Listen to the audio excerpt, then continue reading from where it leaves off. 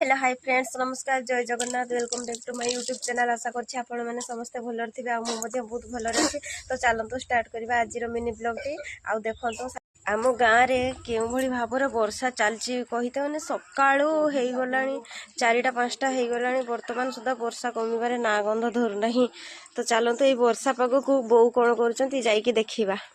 तो सांग माने बो वर्तमान बसचंती गईठा गुड़ी पिठा तैयारी करिया पई काहेकि आज कुआर पुनी स्पेशल हमरो गईठा गुड़ी पिठा तैयारी होउची। आ काली तो मंडा पिठा तैयारी हेतला आज आम को बंदा जीवो आज कुआर पुनी सेति पई एबडे खड़ी धरा रेडी हो गलानी। आ एपटे पानी बसची चूना गुळा ही घंटा जीवो बो किछि को कुआर पुनी स्पेशल कुआर पुनेर को पिठा हबो तापर छुआ मन को बंदा हबो जीवो आउ छुआ मन को तापर नुआ पेंट शर्ट पिंधिबे आ एई को हबो आउ। तो चलो तो पिठा ही साला पर मु आपण मानको देखिबी।